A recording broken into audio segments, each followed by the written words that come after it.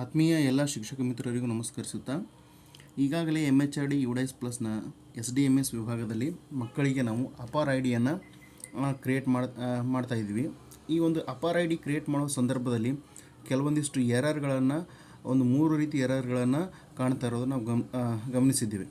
ಆ ಎರರ್ಗಳು ಯಾವ್ಯಾವು, ಆ ಎರರ್ಗಳಿಗೆ ಏನೇನು ಸೊಲ್ಯೂಷನ್ಗಳು ಇದ್ದಾವೆ ಅಂತಕ್ಕಂಥದ್ದನ್ನು ಈ ಒಂದು ವಿಡಿಯೋದಲ್ಲಿ ನಾವೀಗ ನೋಡೋಣ. 3 ರೀತಿ ಒಂದು ಎರರ್ಗಳು ಅಪಾರ್ ಐ ಡಿ ಕ್ರಿಯೇಟ್ ಮಾಡೋ ಸಂದರ್ಭದಲ್ಲಿ ನಾವು ಕಾಣ್ತೀವಿ. ಒಂದನೇ ಎರರ್ ಅಂದರೆ could not connect to the service, please try after some time.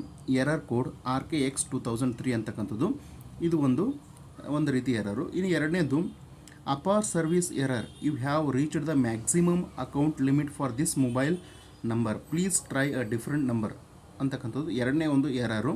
ಇನ್ನು ಮೂರನೇದು ಯಾವುದಂದರೆ Aadhaar details could not be validated, please verify Aadhaar number, name as per Aadhaar, gender and date of birth of the student. ಇವು 3 ರೀತಿಯಾಗಿರ್ತಕ್ಕಂತಹ ಒಂದು error ಕೋಡ್ಗಳು ಸಾಮಾನ್ಯವಾಗಿ ನಾವು ಅಪಾರ್ I D create ಮಾಡೋ ಸಂದರ್ಭದಲ್ಲಿ ನಾವು ಗಮನಿಸ್ತಾ ಇರ್ತಕ್ಕಂಥದ್ದು. ಇವುಗಳನ್ನು ಯಾವ ರೀತಿಯಾಗಿ ನಾವು ಇವುಗಳಿಗೆ ಸೊಲ್ಯೂಷನ್ ಏನಂತಕ್ಕಂಥದ್ದನ್ನು ಈ ಒಂದು ವಿಡಿಯೋದಲ್ಲಿ ನೋಡೋಣ. ಮೊದಲನೇದಾಗಿ ನಿಮ್ಮ ಶಾಲೆಗೆ ಒಂದು SDMS UDICE ಪ್ಲಸ್ನ SDMS ಒಂದು ವಿಭಾಗಕ್ಕೆ ಲಾಗಿನ್ ಆಗೋಣ. ಲಾಗಿನ್ ಆದಮೇಲೆ ಇಲ್ಲಿ ಡ್ಯಾಶ್ಬೋರ್ಡಲ್ಲಿ ಅಪಾರ್ ಮಾಡಲ್ ಅಂತಕ್ಕಂಥ ಒಂದು ಅಪಾರ್ ಐ ಡಿ ಕ್ರಿಯೇಟ್ ಮಾಡಲಿರ್ತಕ್ಕಂಥ ಮಾಡಲ್ ಮೇಲೆ ನಾವು ಕ್ಲಿಕ್ ಮಾಡೋಣ. ಕ್ಲಿಕ್ ಮಾಡಿದ ತಕ್ಷಣ ಇಲ್ಲಿ ಅಪಾರ್ ಮಾಡಲ್ ಓಪನ್ ಆಗ್ತದೆ. ಇಲ್ಲಿ ಯಾವ ತರಗತಿಯ ಒಂದು ಮಕ್ಕಳಿಗೆ ನೀವು ಅಪಾರ್ ಐ ಡಿ ಜನ್ರೇಟ್ ಮಾಡ್ತೀರಿ ಅಂತಕ್ಕಂಥ ಆಪ್ಷನ್ ಮೇಲೆ ಕ್ಲಿಕ್ ಮಾಡಿ ಕೆಳಗಡೆ ಸೆಕ್ಷನನ್ನು ಸೆಲೆಕ್ಟ್ ಮಾಡ್ಕೊಂಡ್ಬಿಟ್ಟು ಗೋ ಅಂತಕ್ಕಂಥ ಆಪ್ಷನ್ ಮೇಲೆ ಕ್ಲಿಕ್ ಮಾಡಿದ ತಕ್ಷಣ ಇಲ್ಲಿ ಮಕ್ಕಳಿಗೆ ಸಂಬಂಧಪಟ್ಟಿರ್ತಕ್ಕಂಥ ಒಂದು ಅಪಾರ್ ಐ ಡಿ ಜನ್ರೇಟ್ ಮಾಡೋ ಒಂದು ಆಪ್ಷನ್ಗಳು ಸಿಗ್ತವೆ. ಇಲ್ಲಿ ಒಂದನೇ ಒಂದು ಎರರ್ ಕೋಡ್ಗೆ ಸಂಬಂಧಪಟ್ಟಿರ್ತಕ್ಕಂಥ ಒಂದು ಕೇಸನ್ನು ನಾವಿಲ್ಲಿ ನೋಡೋಣ. ಕನಕಪ್ಪ ಅಂತಕ್ಕಂಥ ವಿದ್ಯಾರ್ಥಿ ಇವನಿಗೆ ಅಪಾರ್ ಐ ಡಿ ಜನ್ರೇಟ್ ಮಾಡಬೇಕಾದ ಸಂದರ್ಭದಲ್ಲಿ ಒಂದನೇ ಎರರ್ ಕೋಡು ಬರ್ತಕ್ಕಂಥದ್ದನ್ನು ನಾವು ಗಮನಿಸಬೇಕಾಗಿರ್ತಕ್ಕಂಥದ್ದು. ಈ ಜನ್ರೇಟ್ ಅಂತಕ್ಕಂಥ ಆಪ್ಷನ್ ಮೇಲೆ ಕ್ಲಿಕ್ ಮಾಡಿದ ತಕ್ಷಣ ಫಾದರ್ ಪಾಲಕ ಮತ್ತು ಪೋಷಕರಿಗೆ ಸಂಬಂಧಿಸಿದಂತೆ ಒಂದು ಕನ್ಸೆಂಟ್ ಫಾರ್ಮ್ ಓಪನ್ ಆಗ್ತದೆ. ಈ ಒಂದು ಕನ್ಸೆಂಟ್ ಫಾರ್ಮಲ್ಲಿ ನಾವು ಇಲ್ಲಿ ತಂದೆ ಅಥವಾ ತಾಯಿ ಹೆಸರನ್ನು ತುಂಬಬೇಕಾಗಿರ್ತದೆ. ತಂದೆಯಾಗಿದ್ದರೆ ಇಲ್ಲಿ ಆಪ್ಷನ್ಗಳಿದೆ, ತಂದೆ ಮತ್ತು ತಾಯಿ ಅಂತಕ್ಕಂಥ ಆಪ್ಷನ್ನ ಸೆಲೆಕ್ಟ್ ಮಾಡ್ಕೋಬೇಕಾಗಿರ್ತಕ್ಕಂಥದ್ದು. ನೆಕ್ಸ್ಟ್ ಇಲ್ಲಿ ಅವರು ಯಾವ ಒಂದು ಆಧಾರ್ ಒಂದು ಐ ಡಿ ಪ್ರೂಫನ್ನು ಕೊಡ್ತಾ ಇದ್ದಾರೆ ಅಂತಕ್ಕಂಥದ್ದನ್ನು ನಾವಿಲ್ಲಿ ಎಂಟ್ರಿ ಮಾಡಬೇಕಾಗ್ತದೆ. ನಂತರದಲ್ಲಿ ಅವರು ನೀಡಿರ್ತಕ್ಕಂಥ ಒಂದು ಐ ಡಿ ಪ್ರೂಫ್ನ ಒಂದು ನಂಬರ್ಗಳನ್ನು ಈ 3ನೇ ಇದರಲ್ಲಿ ಎಂಟ್ರಿ ಮಾಡಬೇಕಾಗಿರ್ತಕ್ಕಂಥದ್ದು.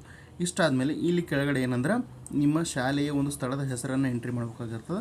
ಇಲ್ಲಿ ಡೇಟ್ ಆಫ್ ಫಿಸಿಕಲ್ ಕನ್ಸೆಂಟ್, ನೀವು ಯಾವ ದಿನ ಪಾಲಕರಿಂದ ಕನ್ಸೆಂಟ್ ಫಾರ್ಮನ್ನು ಪಡೆದು ಸೈನ್ ಮಾಡಿಸ್ಕೊಂಡಿರ್ತೀರಲ್ಲ ಅದರ ಡೇಟನ್ನು ಕೂಡ ಇಲ್ಲಿ ನಾವು ಎಂಟ್ರಿ ಮಾಡಬೇಕಾಗಿರ್ತದೆ. ಇಷ್ಟು ಎಂಟ್ರಿ ಆದಮೇಲೆ ಕೆಳಗಡೆ ಸಬ್ಮಿಟ್ ಅಂತಕ್ಕಂಥ ಆಪ್ಷನನ್ನು click ಮಾಡಬೇಕಾಗಿರ್ತಕ್ಕಂಥದ್ದು.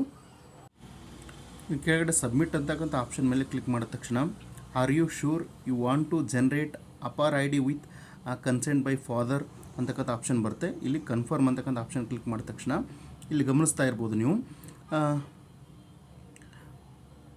Could not connect to the service, please try after some time, error code RKX2003 ಅಂತಕ್ಕಂಥದ್ದು ಇಲ್ಲಿ ಬರ್ತದೆ. ಈ ರೀತಿಯಾಗಿರ್ತಕ್ಕಂಥ ಒಂದು ಎರರ್ ಕೋಡ್ ಯಾಕೆ ಬರ್ತಿತ್ತಂದರೆ ನಾವು ಮಗುವಿನ ಒಂದು ಜನರಲ್ ಪ್ರೊಫೈಲನ್ನು ಮಾಡುವ ಸಂದರ್ಭದಲ್ಲಿ GP ಮಾಡೋ ಸಂದರ್ಭದಲ್ಲಿ ಆ ಮಗುವಿಗೆ ಆಧಾರ್ ನಂಬರ್ ಇಲ್ಲದೇ ಇರುವಾಗ ನಾವು ಏನು ಮಾಡಿದ್ದೀವಿ ಅಂದ್ರೆ 999 ಅಂತಕ್ಕಂಥದ್ದನ್ನು ಎಂಟ್ರಿ ಮಾಡಿರ್ತೀವಿ. ಈಗ ಅದನ್ನು ನಾವು ನೋಡೋಣ. ಅದನ್ನು ಗಮನಿಸಬೇಕಾದ್ರೆ ಮತ್ತೆ ನಾವೀಗ ಸ್ಕೂಲ್ ಡ್ಯಾಶ್ಬೋರ್ಡ್ಗೆ ಹೋಗಬೇಕಾಗುತ್ತೆ. ಸ್ಕೂಲ್ ಡ್ಯಾಶ್ಬೋರ್ಡ್ನ ವ್ಯೂ ಆ್ಯಂಡ್ ಮ್ಯಾನೇಜ್ಮೆಂಟ್ ಅಂತಕ್ಕಂಥ ಒಂದು ಆಪ್ಷನ್ ಮೇಲೆ ಕ್ಲಿಕ್ ಮಾಡಿದ ತಕ್ಷಣ ಇಲ್ಲಿ ಆ ವಿದ್ಯಾರ್ಥಿಗೆ ಸಂಬಂಧಪಟ್ಟಿರ್ತಕ್ಕಂತಹ ಒಂದು ಜನರಲ್ ಪ್ರೊಫೈಲನ್ನು ನಾವೀಗ ಓಪನ್ ಮಾಡ್ಕೊಳ್ಳೋಣ.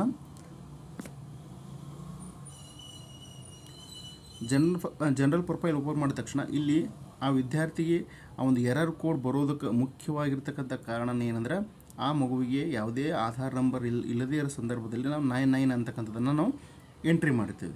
ಹೀಗಾಗಿ ಆ ಮಗುವಿನ ಒಂದು ಆಧಾರ್ ನಂಬರನ್ನು ಪಡೆದುಬಿಟ್ಟು ಅದರ ಎಂಟ್ರಿ ಮಾಡಬೇಕಾಗಿರ್ತಕ್ಕಂಥದ್ದು. ಇಲ್ಲಿ ಆ ಸಂದರ್ಭದಲ್ಲಿ ನಾವು ಏನು ಮಾಡಬೇಕಂದ್ರೆ do you want to change the Aadhaar details in SDMS ಅಂತಕ್ಕಂಥ ಆಪ್ಷನ್ ಮೇಲೆ ಅದರ ಮೇಲೆ ನಾವು ಕ್ಲಿಕ್ಕನ್ನು ಮಾಡ್ಕೋಬೇಕಾಗ್ತದೆ. ಈ ಕ್ಲಿಕ್ ಮಾಡಿದ ತಕ್ಷಣ ಇಲ್ಲಿ ನೀವು ಗಮನಿಸ್ಬೋದು ಮಗುವಿನ ಆಧಾರ್ ನಂಬರ್ನ ಎಂಟ್ರಿ ಮಾಡ್ಕೊಳ್ಳೋಕೆ ಆಪ್ಷನ್ ಎನೇಬಲ್ ಆಗುತ್ತೆ. ಆಧಾರ್ ನಂಬರ್ನ ಎಂಟ್ರಿ ಮಾಡಿದ ತಕ್ಷಣ ಇಲ್ಲಿ ಕೆಳಗಡೆ ಮಗುವಿನ ಒಂದು ಹೆಸರನ್ನು ಆಧಾರ್ನಲ್ಲಿರುವಂತೆ ನಾವು ಎಂಟ್ರಿ ಮಾಡಬೇಕಾಗ್ತದೆ. ಇಷ್ಟು ಎಂಟ್ರಿ ಮಾಡಿದ ತಕ್ಷಣ ಕೆಳಗಡೆ ಸೇವ್ ಅಂತಕ್ಕಂಥ ಆಪ್ಷನ್ ಇದೆ. ಅದು ಸೇವನ್ನು ನಾವು ಕ್ಲಿಕ್ ಮಾಡಬೇಕಾಗ್ತದೆ.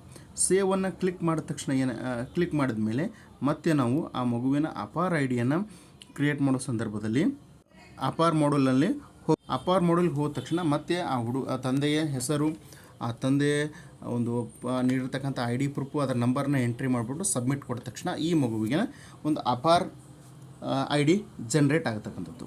ಇದು ಒಂದನೇ ರೀತಿಯ ಒಂದು ಎರರ್ಗೆ ಒಂದು ಸೊಲ್ಯೂಷನ್. ಆದರೆ ಎರಡನೇ ರೀತಿ ಎರರ್ ಯಾವುದು ಅಂತಕ್ಕಂಥದ್ದು ನಾವು ಈಗ ಎರಡನೇ ರೀತಿ ಎರರ್ ಇಲ್ಲಿ ಗಮನಿಸ್ತಾ ಇರ್ಬೋದು ನೀವು. ಎರಡನೇ ರೀತಿ ಎರರ್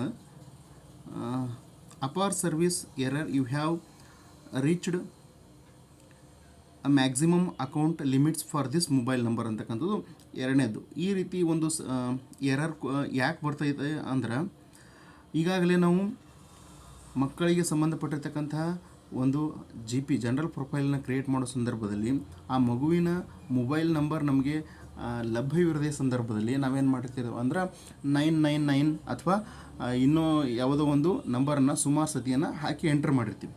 ಅಂಥ ಸಂದರ್ಭದಲ್ಲಿ ಈ ರೀತಿ ಒಂದು ಎರರ್ ಕೋಡ್ ಕಾಣಿಸ್ತಾ ಇರ್ತದೆ. ಆ ಸಂದರ್ಭದಲ್ಲಿ ನಾವು ಏನು ಮಾಡ್ಬೇಕಂದ್ರೆ ಆ ಮಗುವಿನ GP ಪ್ರೊಫೈಲನ್ನು ಓಪನ್ ಮಾಡಿಬಿಟ್ಟು ಆ ಮಗುವಿನ ಮೊಬೈಲ್ ನಂಬರನ್ನು ಆ್ಯಡ್ ಮಾಡಿದ ತಕ್ಷಣ ಆ್ಯಡ್ ಮಾಡಿಬಿಟ್ಟು ಕೆಳಗಡೆ ಸೇವ್ ಕೊಟ್ಟ ಮೇಲೆ ಈ ಮಗುವಿಗೆ ಇದು ಕೂಡ ಪ್ರಾಬ್ಲಮ್ ಸಾಲ್ವ್ ಆಗಿ ಈ ಮಗುವಿಗೂ ಕೂಡ ಒಂದು ಏನಂದ್ರೆ ಅಪಾರ್ ಐ ಡಿ ಜನ್ರೇಟ್ ಆಗ್ತಕ್ಕಂಥದ್ದು. ಇನ್ನು ಮೂರನೇದು ಯಾವುದಂದ್ರೆ Aadhaar details could not be validated, please verify Aadhaar number as per Aadhaar gender and date of birth. ಈ ಒಂದು ಎರರ್ ಯಾಕೆ ಬರ್ತದಂದ್ರೆ, ಮಗುವಿನ ಒಂದು ಮಾಹಿತಿಗೆ ಸಂಬಂಧಪಟ್ಟಿರ್ತಕ್ಕಂಥ ನಮ್ಮ ಶಾಲಾ ದಾಖಲೆಗಳಲ್ಲಿರ್ತಕ್ಕಂಥ ಮಗುವಿನ ಹೆಸರು, UDIS ಪ್ಲಸ್ನಲ್ಲಿರ್ತಕ್ಕಂಥ ಮಗುವಿನ ಹೆಸರು ಹಾಗೂ ಆಧಾರ್ನಲ್ಲಿರ್ತಕ್ಕಂಥ ಮಗುವಿನ ಹೆಸರು ಒಂದೇ ಆಗಿರಬೇಕು. ಡೇಟ್ ಆಫ್ ಬರ್ತ್ನೂ ಕೂಡ ಒಂದೇ ಆಗಿರಬೇಕು. ಇಂಥ ಒಂದು ವೇಳೆ ಒಂದೇ ಆಗದೇ ಇರತಕ್ಕಂಥ ಸಂದರ್ಭದಲ್ಲಿ ಈ ರೀತಿಯಾಗಿರ್ತಕ್ಕಂಥ ಎರರ್ನ ನಾವು ಗಮನಿಸ್ತೇವೆ. ಅದನ್ನು ನಾವು ಸರಿಪಡಿಸ್ಕೊಂಡ್ಬಿಟ್ಟು ಏನಂದ್ರೆ ಮಗುವಿನ ಆಧಾರನ್ನು ಜನ್ರೇಟ್ ಅಪಾರ್ ಐ ಡಿಯನ್ನು ಜನ್ರೇಟ್ ಮಾಡಬೇಕಾಗಿರ್ತಕ್ಕಂಥದ್ದು. ಈ ರೀತಿಯಾಗಿರ್ತಕ್ಕಂಥ ಮೂರು ಒಂದು ಎರರ್ಗಳಿಗೆ ನಾವು ಸೊಲ್ಯೂಷನನ್ನು ಕಂಡುಕೊಂಡಿದ್ವಿ. ಎಲ್ಲರಿಗೂ ಕೂಡ ಧನ್ಯವಾದಗಳು.